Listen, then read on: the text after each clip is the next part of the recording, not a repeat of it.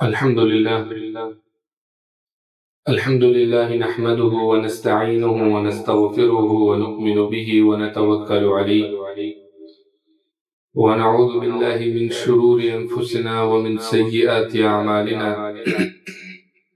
من يهده الله فلا مضل له ومن يضلله فلا هادي له ونشهد أن لا إله إلا الله وحده لا شريك له ونشهد أن سيدنا ومولانا محمدا عبده ورسوله أما بعد فأعوذ بالله من الشيطان الرجيم بسم الله الرحمن الرحيم نحن قسمنا بينهم معيشتهم في الحياة الدنيا ورفعنا بعضهم فوق بعض درجات ليتخذ بعضهم بعضا سخريا ورحمة ربك خير مما يجمعون صدق الله العظيم.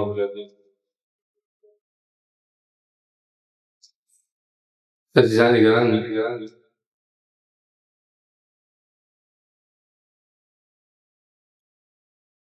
ہر سال یکم مئی کو عالمی سطح پر دنیا میں مزدوروں کا دن منایا جاتا ہے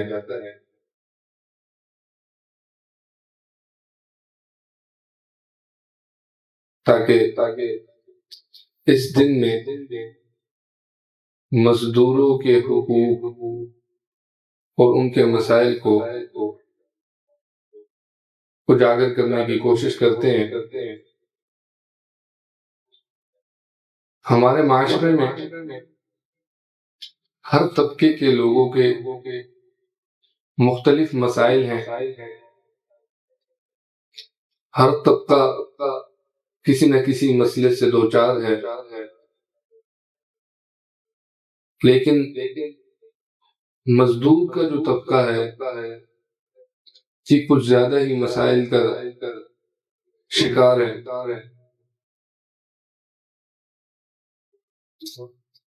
اسلام نے جس طرح باقی طبقے کے لوگوں کو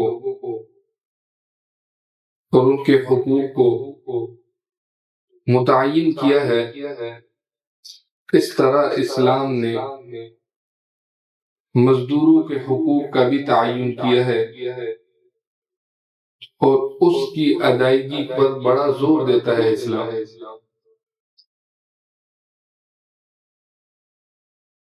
دیکھیں، اللہ کا نظام ہے کہ اس دنیا میں ہر شخص دوسرے شخص کی خدمات کا محتاج ہے، دوسرے کی خدمات پر انحصار کرتا ہے. اگر کوئی شخص یہ کہے کہ میں گھر کے کام کاج بھی خود کر لوں گا، گھر بھی اپنا خود بنا لوں گا، دکان بھی خود چلا لوں گا، فیکٹری بھی خود چلا لوں گا، تمام روزمرہ کے کام خود کر لوں گا، تو یہ ناممکن ہے. وہ دو چار کام خود کر لے گا لیکن باقی کاموں میں کسی نہ کسی کی خدمات پر انحصار کرے گا. کہ اللہ کا نظام ایسا ہے کہ ہر شخص کسی دوسری کی خدمات پر انحصار کرتا ہے. وہ اسی نظام سے ہمیں مزدوروں کی اہمیت کا اندازہ ہوتا ہے. اگر کوئی شخص گھر بنانا چاہے تو وہ خود سے سیمنٹ نہیں بنا سکتا، خود سے بجری نہیں نکال سکتا، خود سے ریت نہیں لے کے آ سکتا. اگر لے بھی آئے تو اکیلے بنیادیں نہیں کھڑی کر سکتا، اس پہ دیواریں نہیں چلا سکتا، لینٹر نہیں ڈال سکتا. کسی نہ کسی جگہ پر اس کو کسی دوسرے بندے کی خدمات چاہیے ہوں گی. اسی طرح اگر اللہ نے کسی کو زمین کا ایک بڑا حصہ دے دیا اور وہ اس میں کچھ اگانا چاہے تو وہ اکیلے ہی ساری زمین پر بیج نہیں بو سکتا، اس کا خیال نہیں کر سکتا، اس ساری زمین کو کھاد نہیں دے سکتا، پھر اس کو کاٹنا، تو پھر جس طرح سارے معمولات ہوتے تو کسی نہ کسی جگہ پر اس کو کسی دوسرے شخص کی خدمات چاہیے ہوں گے، تو ہر شخص کسی دوسری کی خدمت پر انحصار کرتا ہے۔ کہ اس سے معلوم ہوا کہ کوئی پیشہ، کوئی کام ایسا نہیں ہے کہ جس کا اس دنیا میں اہمیت نہ ہو، ہر کام کی اہمیت ہے۔ تو اسی طرح جو مزدور کا طبقہ ہے، جو مزدوری ہے، یہ بھی ہمارے معاشرے میں بہت ضروری ہے، اس کو بھی بڑی اہمیت ہے، اور یہ بھی اللہ کا نظام ہے کہ اللہ تعالی نے مختلف شعبے بنائے۔ اب جب شعبوں میں فرق آ گیا، مختلف ہو گئے، تو ہر شعبے کی آمدنی بھی کسی کی کم ہے، کسی کی زیادہ ہے، ہر شعبے کی آمدنی میں فرق ہے۔ تو یہ ہمارے معاشرے کی بڑی کم عقلی ہے کہ ہم کسی کم آمدنی والے شعبے کو حقیر سمجھے یا کم اہمیت والا سمجھے۔ دیکھیے، جو آمدنی کا تعلق ہے یہ اللہ تعالیٰ نے اپنے ہاتھ میں رکھا ہے۔ آج ہم لوگ اسباب کی طرف نظر دوڑاتے ہیں تو ہمیں اس طرح لگتا ہے کہ آمدنی کا تعلق اسباب کے ساتھ ہے۔ ہم جتنے اسباب ڈھونڈیں گے، جتنی دکانیں بنائیں گے، جتنی فیکٹریاں بنائیں گے، جتنے کام کاج کریں گے، اتنی ہماری آمدنی بڑھے گی۔ حالانکہ ایسا نہیں ہے۔ اللہ تعالیٰ بار بار قرآن مجید میں انسانوں کو یہ سمجھاتے ہیں کہ یہ جو آمدنی کا ذریعہ ہے، یہ جو آمدنی کا تعلق ہے، یہ میرے ساتھ ہے۔ اللہ یبسط الرزق لمن یشاء ویقدر لہ ان اللہ بکل شیء علیم۔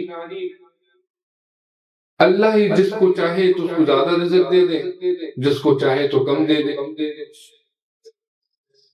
ان اللہ بکل شیء علیم، اللہ تعالیٰ ہر چیز کو جاننے والا ہے۔ اب ہم مسلمانوں کی یہ ذمہ داری ہے کہ جتنا رزق اللہ تعالیٰ نے ہمارے لیے لکھ لیا اور ہماری پیدائش سے پہلے لکھ دیا، ہماری تقدیریں لکھی جا چکی ہیں، اب اس کو کوئی چیز بدل نہیں سکتی۔ ہاں، ایک دعا ہے جو تقدیر کو بدل سکتی ہے، اس کے علاوہ کوئی چیز تقدیر کو بدل نہیں سکتی۔ اب مسلمانوں کی یہ ذمہ داری ہے کہ وہ اپنا رزق حلال طریقے سے ڈھونڈے اور حرام سے بھاگے، جتنا ہو سکے اتنا دور بھاگے، کیونکہ اللہ تعالیٰ نے جو تقدیر لکھ لی، جس کی لکھ لی، جتنی لکھ لی اتنی اس کو مل کے رہے گی۔ ہم ہر جمعے میں خطبے میں سنتے ہیں الا وان نفسا لن تموت حتى تستكمل رزقها، خبردار کوئی شخص اس وقت تک مر نہیں سکتا جب تک وہ اپنا رزق دنیا میں پورا نہ کر لے۔ جتنے گندم کے دانے اس کے حصے میں لکھے جا چکے وہ کھا کے مرے گا۔ فاتقوا اللہ، پس اللہ سے ڈرو، واجملوا فی الطلب وتوکلوا علیہ، رزق کی تلاش اچھے طریقے سے کرو، وتوکلوا علیہ، اور اللہ پر توکل کرو۔ اللہ تعالیٰ قرآن مجید میں فرماتے ہیں نحن قسمنا بینہم معیشتہم فی الحیات الدنیا، ہم نے دنیاوی زندگی میں ان کا رزق ان پر تقسیم کر دیا، ورفعنا بعضهم فوق بعض درجات، اور بعض کو بعض پر فوقیت بخشی درجات کے اعتبار سے، لیتخذ بعضهم بعضا سخریا، تاکہ وہ ایک دوسرے کے کام آ سکے۔ اب اس آیت سے ہمیں دو بڑی اہم چیزیں، اہم باتیں معلوم ہوتی. ایک تو یہ بات ہمیں معلوم ہوئی کہ روزی یہ دینے والی ذات ایک اللہ کی ہے. اللہ تعالیٰ فرماتے ہیں وَرَفَعْنَا بَعْضَهُمْ فَوْقَ بَعْضٍ دَرَجَاتٍ، کہ ہم نے بعض کو بعض پر فوقیت بخش درجات کے اعتبار سے. کسی کو مالدار کر دیا، کسی کو غریب کر دیا، کسی کو امیر کر دیا، کسی کو مسکین کر دیا، کسی کو حاکم بنا دیا، کسی کو محکوم بنا دیا، کسی کو آجر بنا دیا، کسی کو اجیر بنا دیا، کسی کو مزدور بنا دیا، کسی کو مالک بنا دیا. اب کیا بات ہمیں معلوم ہوئی کہ روزی دینے والی ذات کس کی ہے؟ اللہ کی ہے. اب کوئی امیر، کوئی حاکم، کوئی آجر، کوئی مالک یہ نہ سمجھے، اس بات پر غرور نہ کرے، تکبر نہ کرے کہ میری کوششوں سے یہ چیز اتنی بنی، میں نے کوشش کی تو میں نے اتنا کمایا، میرے باپ داداؤں نے زمین پر پاؤں رگڑ رگڑ کے یہ چیزیں بنائی تھی. نانا، دینے والی ذات اللہ فرماتے ہیں میری ہے، میں جس کو چاہتا ہوں اس کو دیتا ہوں. اور دوسری بات ہمیں کیا سمجھ آئی کہ جس طرح امیر کو اپنی مال پر، اپنے دولت پر تکبر نہیں کرنا چاہیے، اس طرح کسی غریب کو اپنے پیشے کو حقیر نہیں سمجھنا چاہیے. کوئی غریب اپنے آپ کو حقیر نہ سمجھے، کیونکہ امیر کو اللہ نے دیا، غریب سے اللہ نے لیا. اللہ تعالیٰ کی ذات ہے، کسی کو دے کر نوازتے ہیں، کسی سے لے کر نوازتے ہیں.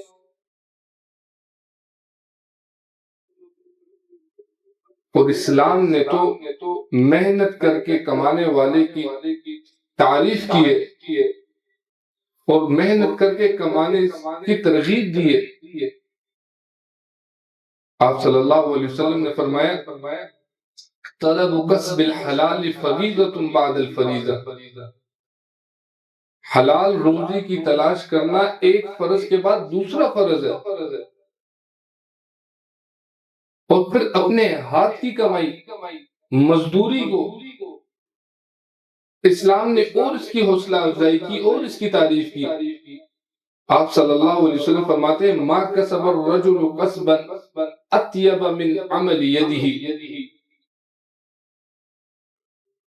کوئی آدمی اپنے ہاتھ کی کمائی سے پاکیزہ کوئی چیز نہیں کما سکتا.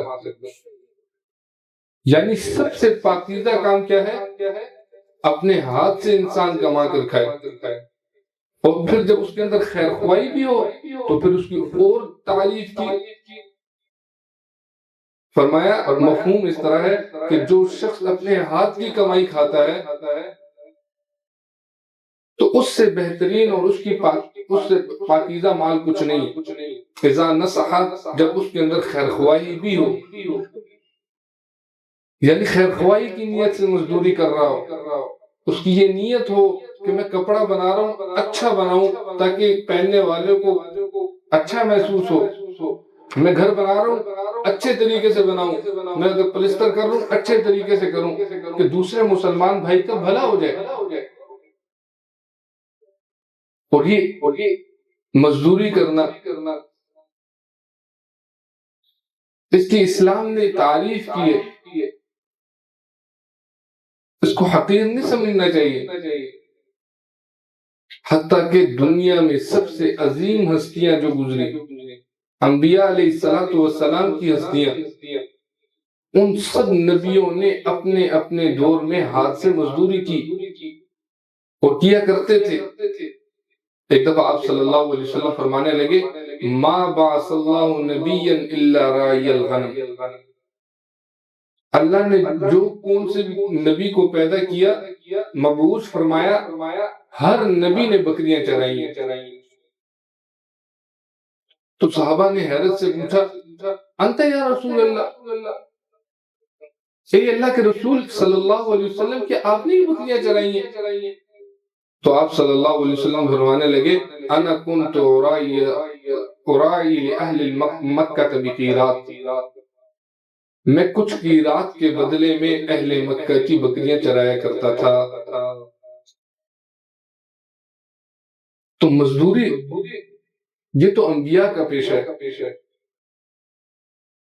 آپ صلی اللہ علیہ وسلم فرمانے لگے کہ کان زکریا نجارا،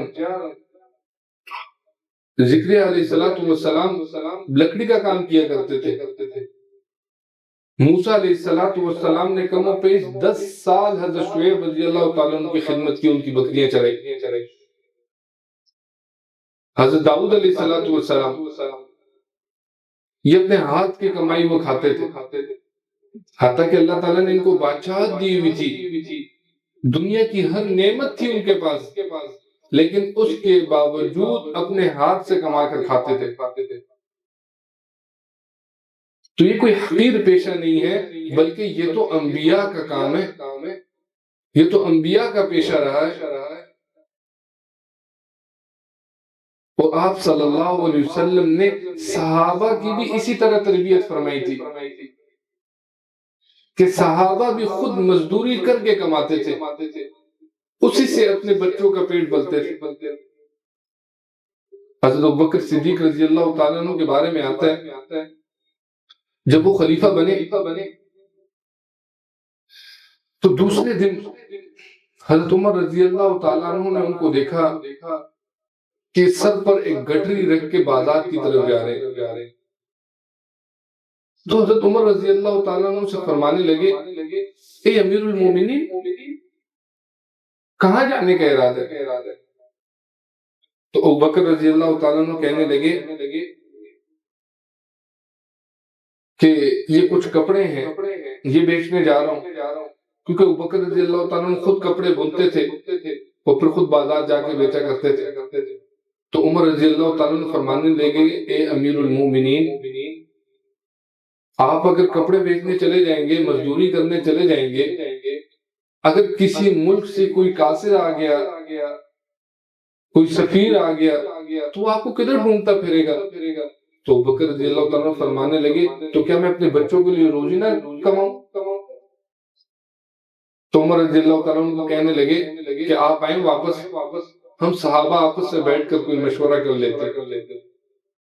صحابہ نے مشورہ کیا تو حضرت علی رضی اللہ تعالیٰ عنہ نے یہ مشورہ دیا کہ امیر المؤمنین خلیفۃ المسلمین، یہ تو ہمارا عوام کا ہی کام کر رہے ہیں، ہماری ہی حفاظت کر رہے ہیں، ہمارے ہی امور کو سر انجام دے رہے ہیں، تو عوام کے خزانے سے، بیت المال سے ان کے لیے کچھ مقرر کر دیا جائے۔ اب یہ مسئلہ درپیش ہوا کہ بیت المال سے ان کے لیے کتنا وظیفہ مقرر کیا جائے۔ تو مشورے میں یہ طے پایا گیا کہ جتنی مدینہ میں ایک مزدور کی دہاڑی ہے، اتنی خلیفۃ المسلمین کی ایک دن کا وظیفہ مقرر ہو۔ پاکیزہ دور تھا، اچھا دور تھا، عوام کے پیسے عوام کے سمجھے جاتے تھے۔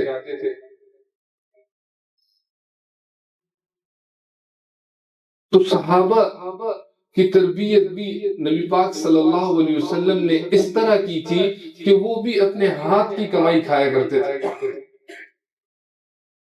مزدوری کیا کرتے تھے۔ اور اسلام آنے سے پہلے غلاموں کا رواج ہوتا تھا،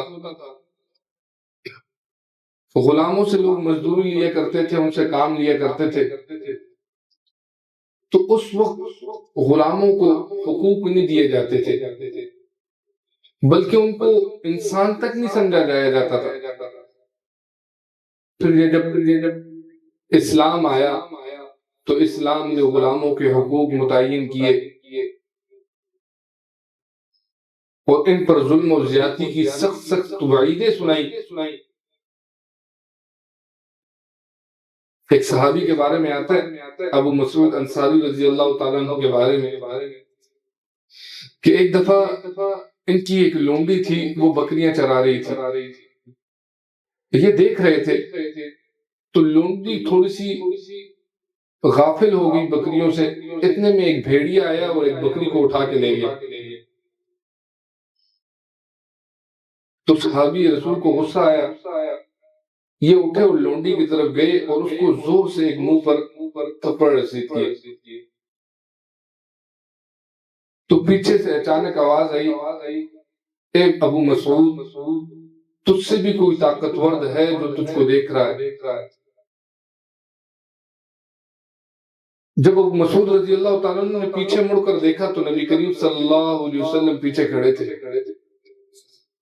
وہ غصے سے ان کو دیکھ رہے تھے۔ اگر دیکھا جائے وہ ان کی لونڈی تھی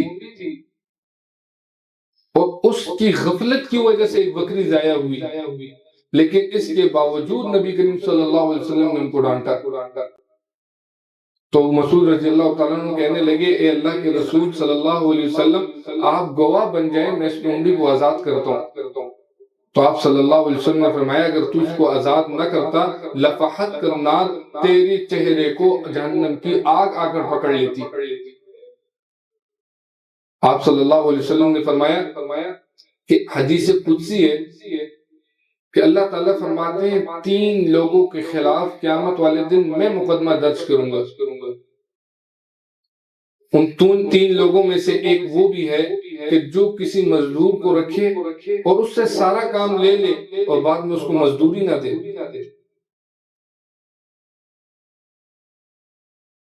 ایک دفعہ ایک صحابی نبی کریم صلی اللہ علیہ وسلم کے پاس آئے، کہنے لگے، اے اللہ کے رسول، کم اعفو عن الخادم، خادم سے مجھے کتنی درگزر کرنی چاہیے، خادم کو میں کتنی دفعہ معاف کروں؟ تو آپ صلی اللہ علیہ وسلم خاموش رہے۔ پھر اس صحابی نے پوچھا، یا رسول اللہ کم اعفو عن الخادم، اے اللہ کے رسول، میں خادم سے کتنی دفعہ درگزر کروں؟ تو آپ صلی اللہ علیہ وسلم نے ان کو کہا، فی کل یوم 70 مرہ، ہر دن 70 دفعہ تو اپنے خادم کو معاف کر۔ خادم سے 70 دفعہ دن میں غلطی ہو جائے تو 70 دفعہ اس کو معاف کر۔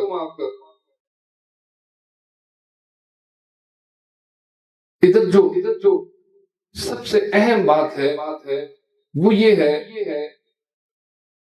کہ ہمارے جو بڑے بڑے ادارے ہیں، ان میں جو سپروائزر ہوتے ہیں، جو مینیجرز ہوتے ہیں، جو بڑے لیول کے لوگ ہوتے ہیں، ان کو اس حدیث پہ غور کرنا چاہیے۔ اپنے ماتحتوں کا خیال رکھیں، ایک دفعہ غلطی ہو جائے ان کی غلطی کو سدھاریں، ان کو سمجھائیں کہ اس طرح نہیں، اس طرح کیا جاتا ہے۔ آج ہمارے معاشرے میں سب سے بڑی مصیبت یہ ہے کہ ہر بندہ دوسرے بندے کے پاؤں کاٹنے میں لگا ہوا۔ اگر کسی مینیجر کو، کسی سپروائزر کو پتہ ہے کہ جو میرے ماتحت کام کر رہے یہ قابل لڑکا ہے، اس کو فلانا کام اچھے طریقے سے آتا ہے، تو نہ کہ اس کے پاؤں کاٹے بلکہ بتائے مالک کو کہ یہ ایماندار لڑکا ہے، اس کو فلانا کام آتا ہے، اس سے یہ کام بھی آپ لے سکتے ہیں۔ اور اگر اس سے غلطی ہو جائے تو اس کو درگزر کرے۔ آپ صلی اللہ علیہ وسلم نے فرمایا، اخوانکم جعلہم اللہ فتیۃ تحت ایدیکم، یہ تمہارے بھائی ہیں، ان کو اللہ تعالیٰ نے تمہارے ماتحت بنا دیا۔